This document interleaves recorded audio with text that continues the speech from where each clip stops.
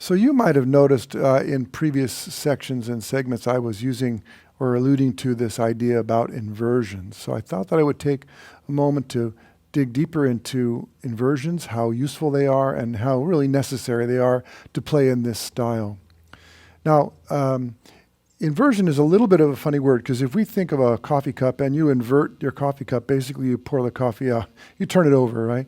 Well, when we're inverting chords, we're not exactly turning them over or turning them upside down, although you could possibly do that. But really what we're doing is we're exposing a note other than the root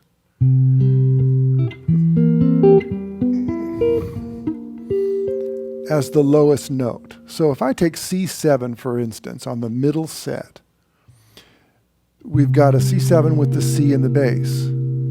Then we move all of the notes in this chord, the root, the fifth, the flat 7, and the third, up to the next highest note on the same string. So then we get this C7, only the spelling is 3, flat 7, 1, and 5. Because we moved all the notes up to the next highest note in the chord. Then we do it again. 3 becomes 5, 7 becomes 1, 1 becomes 3, and 5 becomes flat 7, and we get this guy here, which, by the way, I will often play this way, so I have a finger left over for extra notes. That's a double stop on the tip of one of my fingers. It's a little hard to do, but if you give it a shot, you'll be able to do it in no time. And then the last voicing in that set is flat 7, 3, 5, 1. And if I play them all in order, you can see I've expressed C7 along the length of the fingerboard, and I get a melody in the bass. And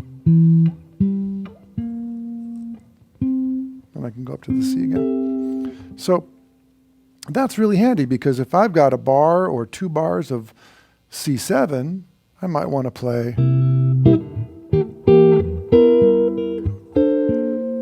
Or I might want to say.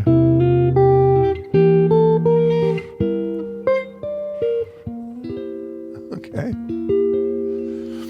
So sometimes when I'm playing a 2-5-1, for instance, I might want to play an inversion of the D minor chord, and then a G7 followed by an inversion of G7. And it makes a nice little movement package. So as a little teaser for the next segment, I'm going to show you there's a D minor, there's D minor with F in the bass, then G7, and then G7 with B in the bass. Whoops, I wanted to go, there you go, and then a C, which is my landing point. Okay, more on inversions in the next segment.